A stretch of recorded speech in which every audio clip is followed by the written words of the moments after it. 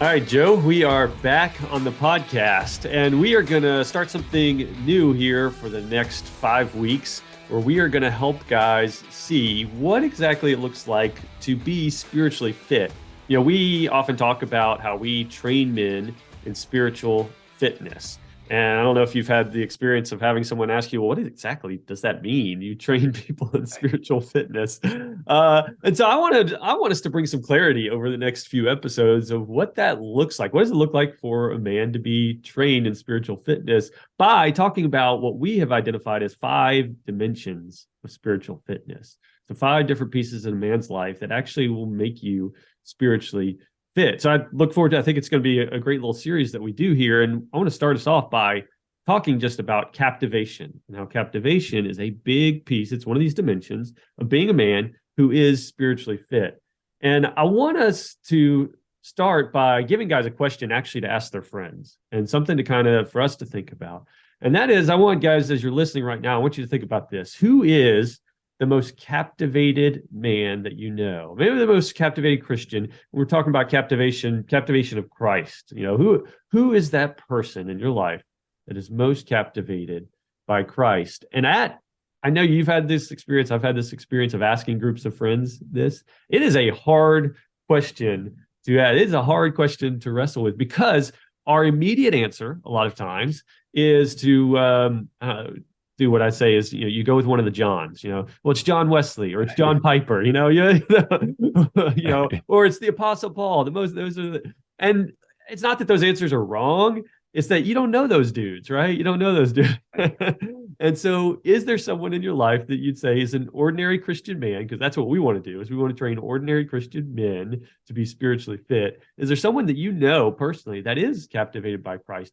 And what makes them so? What is it that makes a person look like they're captivated? I'm thinking about guys that are accountants, mechanics, these kind of guys. How do ordinary, normal guys in their everyday life, what does it look like to be captivated by Christ? So I don't know, as you've thought about that question, and as you've asked people, I know we've even talked about it.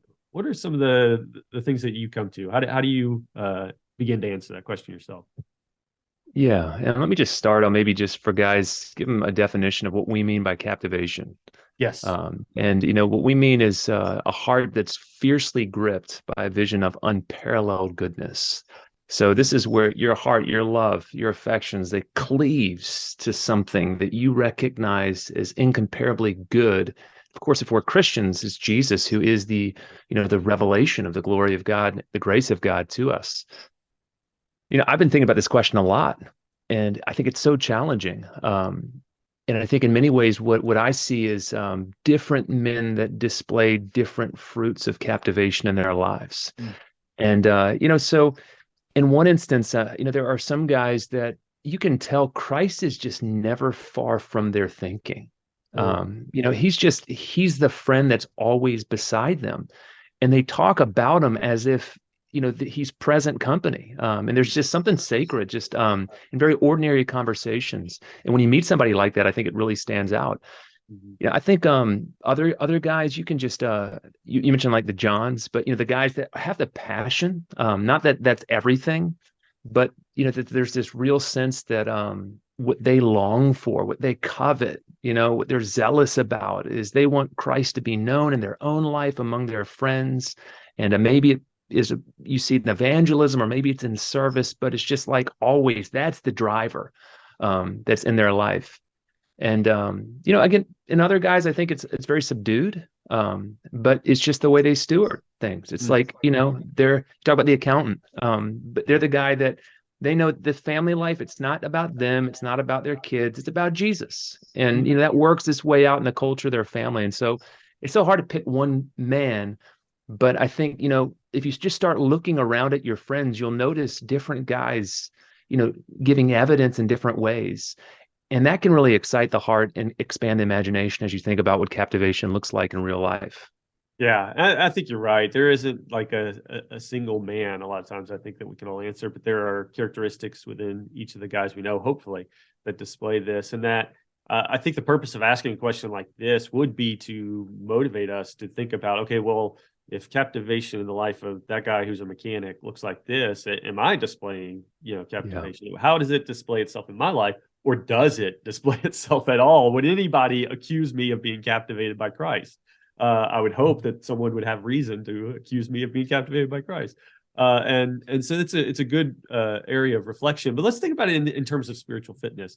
If I started talking to someone about physical fitness and what does it look like to be physically fit, well, you could not talk about physical fitness without talking about eating. What you eat. Like eating is a vital part of physical fitness, and particularly what you eat is a vital part of your physical fitness. So in the same way, I think when we talk about spiritual fitness, captivation is a vital part of a man's spiritual fitness. So my question to you then is why? Why is it that captivation is such a vital part? Because that's what we're saying here. Captivation is a vital part of a man's spiritual fitness. I think we could think about the uses, the benefits, so to speak, of captivation, but there's something slightly self-centered. So we also are going to want to think about what's the ultimate end or kind of the purpose of captivation. If you just begin, though, with some of the benefits or strengths that come with a captivated heart. One is this is the strongest form of motivation. So we are moved all the time by what we really value and love.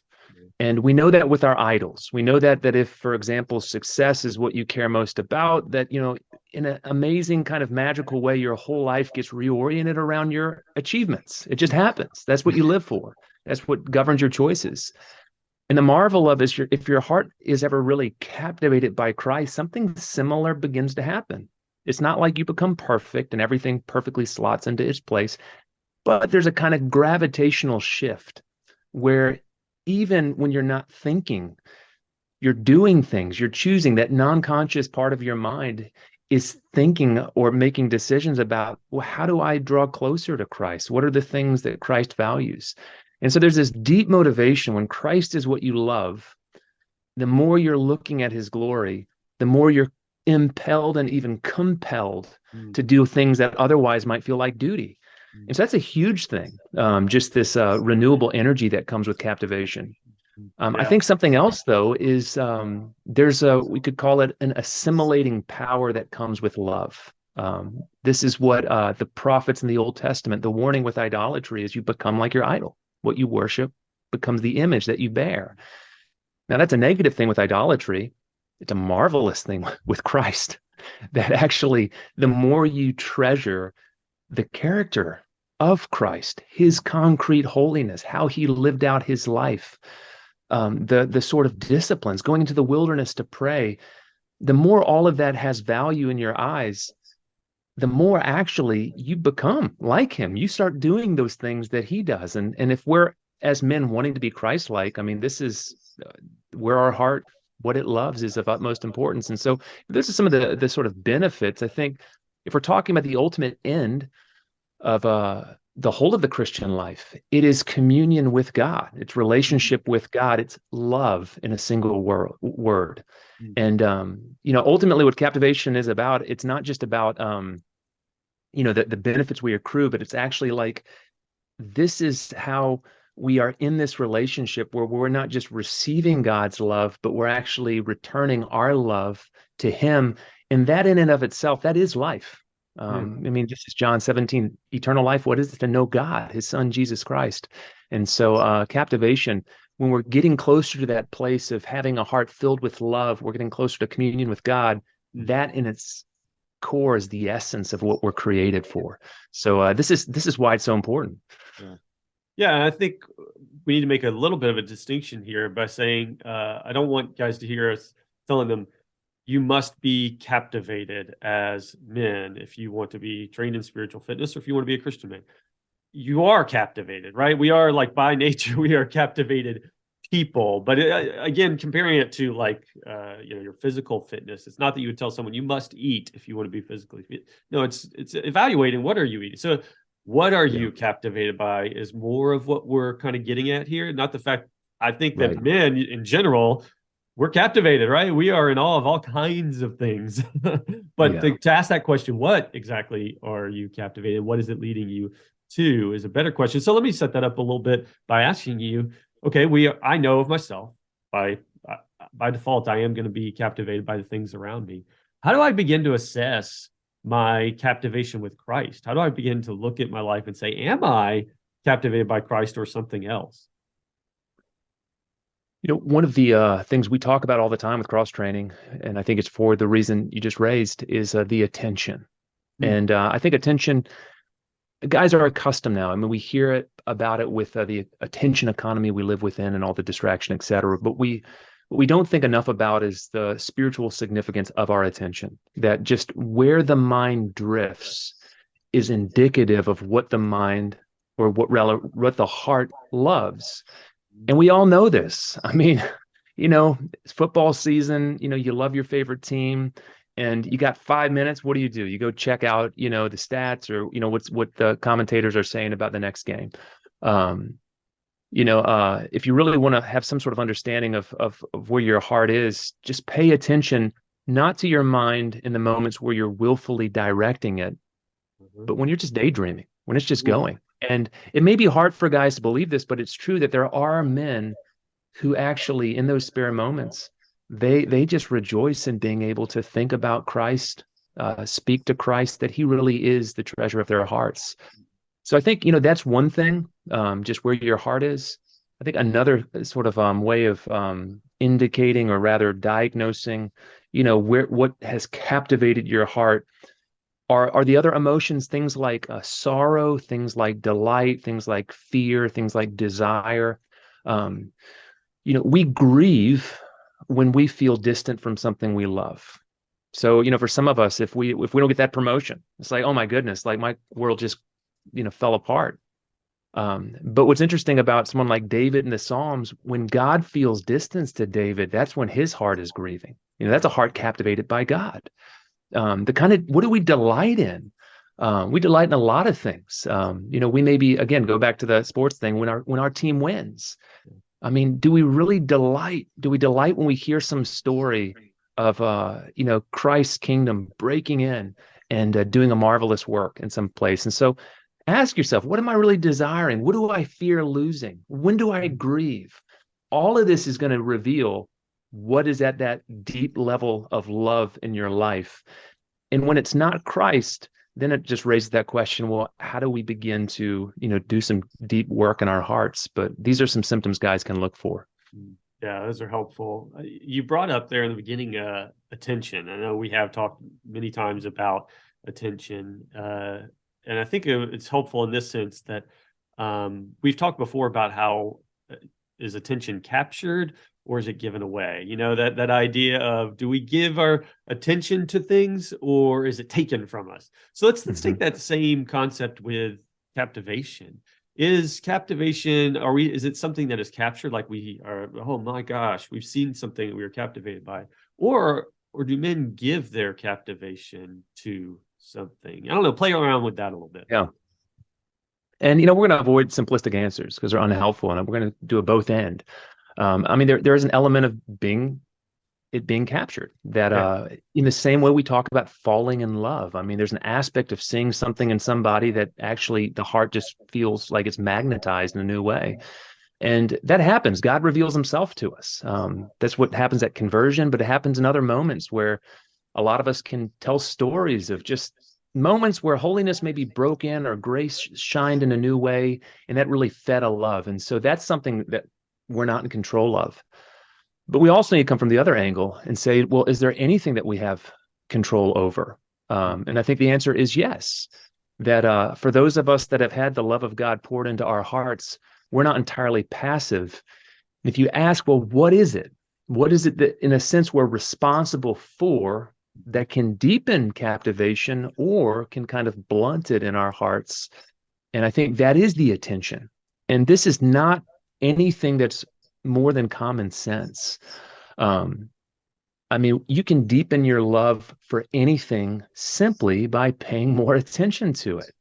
And, I often tell guys, experiment with this. Pick something that you would have no interest at all in. So, your wife loves impressionist art. She likes all of these kind of funny looking flowers. You walk right by those. I dare some guy out there to actually go and start studying impressionism and start looking at these paintings and start noticing the details. And what's going to happen is he's going to find the more he pays attention, the more he actually feels an interest and eventually love for that thing. Same principle applies to Christ.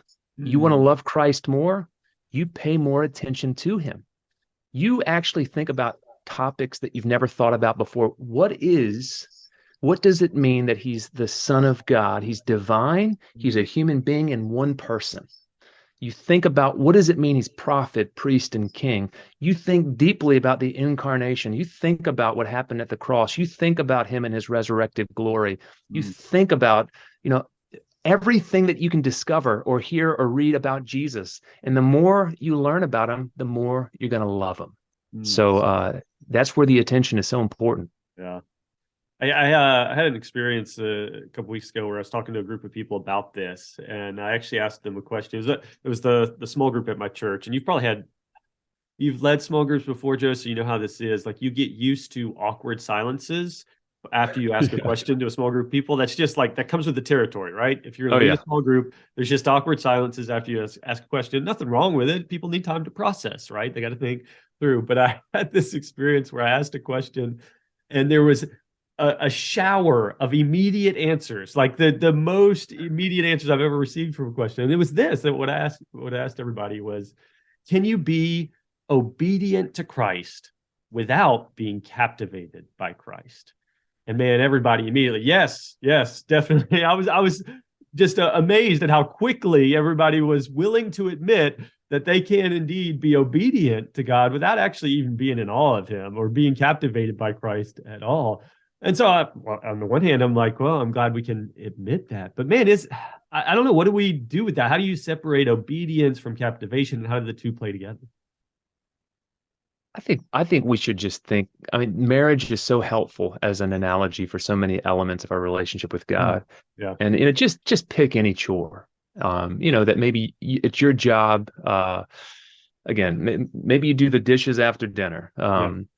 And that you say, you know what, I'm not going to do them until I feel love for my wife. I'm just going to leave them. Um, I mean, that'd be a horrible thing. I mean, that's not how Yeah. we operate. You don't have to feel to do always.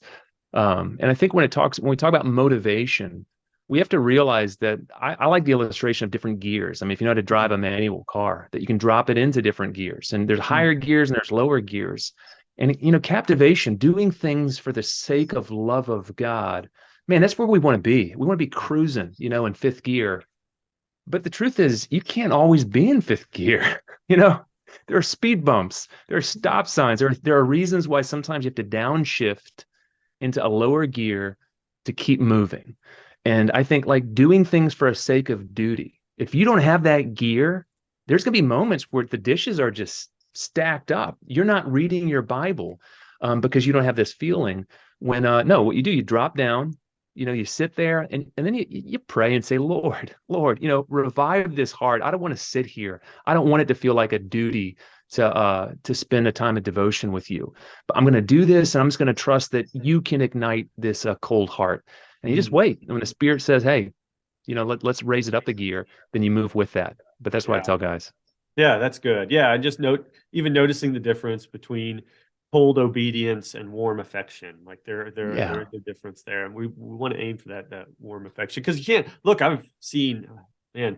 Unfortunately, you see pastors that are stuck in cold obedience for years, and it right. isn't all that compelling. It's Yeah. just like, oh gosh, so I do think while there is duty at times, man, it should lead to delight. And it a lot of times it is. Okay, are you captivated at all by the person of Christ? Yeah. But all right, let's get down to the nuts and bolts of it. Because here's the thing: we've made the claim. We train men in spiritual fitness, Joe. That's what we say. And part of Right. spiritual fitness is captivation. But what does that look like? How do you train? How would you begin to train a man in captivation? Can you do that? Can you even train a man in it? What does it look like? Yeah. Yeah. I mean, I'd give guys a mental image of what they're after because I think for so many guys, you picture captivation as this torrent of emotion. Mm. And just picture like a mountain river that, all the snow thaws and it comes and it just rushes down the hill and then it's gone, you know, versus just a steady stream that just Oh, flows. yeah. Yeah. And so, we're not talking about a torrent of emotion. Get that? That's a caricature. But like this steady flow of love, that's where we want to be. And I think there's a whole variety. This is where sometimes the spirit moves in different ways at different times. I mean, there's a few core ingredients that I think you don't go without. So, Mm. for example, surround yourself with guys who really just raise the temperature, Mm. raise the thermostat of your heart. Yeah. Do that with actual friends, and then read biographies. I mean, honestly, I loathe. I mean, I really have to work up uh, a willingness to open a biography because I know I'm just going to be smashed by it. I mean, I'm gonna get to the end and think, oh my goodness, like I thought I knew something about loving Jesus, and then I just discovered, what John Wesley's life looks like, or whoever, George Whitefield. Yeah. But the power though is all of a sudden my aspiration. I'm discontent with where I am. And so there's a good longing that can be birthed out of that. So, guys can expand their imagination and realize it's almost, and go back to the fitness metaphor, that there you are, and you think you're so fit, you're more fit than everybody else in the office, of all the other accountants. And then you go out and you discover that actually that's not the realm to really discover what fitness looks like. And so, biographies open up horizons of what we should want to pursue and what other people have tasted of God that can really whet the appetite. So that'd be one thing. Yeah. Yeah, that's great. Yeah, I think that some of it begins even just with thinking through if you paint the picture of a guy who is captivated by Christ, a lot of times it's because he's not all that enamored with the things of this world. You've mentioned that several times in this conversation. And so I think if you want to begin to train a man in spiritual fitness, you've got to help him become less enamored with the things of this world, vis-a-vis look at your lifestyle. This becomes a lifestyle issue. Like you have to start to examine and assess every part of your lifestyle because you can't be both captivated by your phone and by Christ. You can't be captivated by your career and by Christ. You can't be captivated by your family and by Christ. Like there are competing elements here, and all of which are good. They're good in all of those things. However, you've got to take time to step back and say, what is my lifestyle setting me up for? Am I, aligning my life in such a way where I am set up to be captivated by Christ, or where it looks like I am captivated by Christ? So I would put guys through some lifestyle assessment. Like, hey, let's look at where you're spending your time. Where are you spending your energy? Where are you spending your creativity? Let's just do an audit here. let's think through your Yeah. lifestyle, and then we can begin to train towards captivation because all those things trail one another, right? Yeah, yeah. If he was the center of gravity that held together all else, if everything else is a little planet, but Jesus is the sun, what would that look? How would that look? How would it be different than what presently my work and my family and these other elements look like? I think something else, and it goes back to attention, but we often sing songs about the day we'll see Jesus. And think this is such a glorious thought, but the marvel of the New Testament says, okay, what we cannot yet see with our eyes, we can presently know by faith. In other words, faith enables us to, in a sense, see what can't be seen right now. So if you think Christ will be glorious, seemingly you would want to now, by faith, set your mind on those glorious things which are accessible to us. Now that's a really interesting thing. If you're bored by Christ right now, do you really think that if he shows up, you're going to all of a sudden be enamored? We already have so much to look at. So, look, this is, again, it goes back, actually meditate on gospel truth and keep looking. It may take 1,000 times before you see it for the very first time, but keep looking until finally you start to see some of the shimmer of Christ's heavenly glory as your mind sets on whatever the aspect of his office is, or what he's done on behalf of his people, or what he's doing right now. So again, lift your mind to the things above, as Paul would say. Mm. First of all, that was painful. That hurt, Joe, what you just said. That was really that if I'm not currently captivated by Christ, what makes me think that I'm going to be? That was really painful. I appreciate that. But also just to tag on to what you said there, keep trying, keep looking, keep looking. One thing I tell guys if I'm trying to train them and point their captivation of Christ, one practice I have implemented in my life is I've got a journal, prayer journal. I don't do it every day. I'd like to do it every day. But when I do, I start by just simply writing down, today, God, I am in awe of you because, and I have to fill in that blank. And Joe, I'm going to be honest. Sometimes it takes me a long time to fill in that blank, and that's the unfortunate truth. But what I like about it is that it forces me to think about it. It forces me to daily keep looking, keep on watch. Am I at all in awe of God today? Have I even thought about that? And you got to really press yourself here, because I think what I've noticed, at least as I've done this, your immediate reaction to filling in that blank is to really be self-centered about it. A lot of times when we look at why we're in awe of God, it's really another way of saying we're in awe of who we are or our life circumstance. I'm in awe of God because he gave me this. A lot of the reasons why we are in awe of God has something to do with us, which is really weird. And that's so the challenge is to say why you're in awe of God that has nothing to do with you. In other words, I know that God was worthy of praise long before I existed. I know that God will be worthy of praise long after I'm gone. And if I think that's true, then why? Can I say anything about that? Is there anything about the character of God that is so amazing to me that I can even say it today? So I'd even point guys to, man, just fill in that blank today. Write down on a piece of paper, I am in awe of God today because, and wrestle with it. Because look, like I said, I can't fill that in quickly every day. I cannot. I'll be honest. But I want to keep trying. I want to keep looking and searching and being the kind of guy that's looking for the awe of God in everything. So that's I don't know. That's one training piece I'd point guys to. Is there anything else that you would say? Hey guys, start here today if you want to begin to train your captivation. I think just the last thing I would say is you will find some preacher. And I think preaching is something that can be really powerful. But someone like, you mentioned the other John Piper, but I think what he has done for so many, or someone like him, is he makes the gospel shine. And so if you find, if there's somebody, who's really preaching the gospel in a powerful way that really just, touches your heart, keep listening, drink from that fountain again and again. Because I think that the preached word has a real power to it to reveal Christ. That's what it's intended to do. That's good. Well, I want to end by just giving guys an exercise a little bit. Guys, I want you to, in your mind, paint a picture of a church that is full of men who are not captivated by Christ. I think this is worth thinking about. We've just talked about what captivation is. Well, now let's imagine a church, your church, full of men who are not captivated by Christ. If you will think on that for a little while, you will realize how much you do not want that, right? No one wants churches full of men who are not captivated by Christ, but their captivation is pointed at other things, or they're just dull. They have no affection for Christ whatsoever. So if you don't want that image in your head, then men, let it start with you. May you be the man that grabs groups of men in your church and leads the way and says, no, this church will be full of men who are captivated by Christ. When someone walks in our church, I want them to see a room full of men who are captivated by the glory and the goodness of God.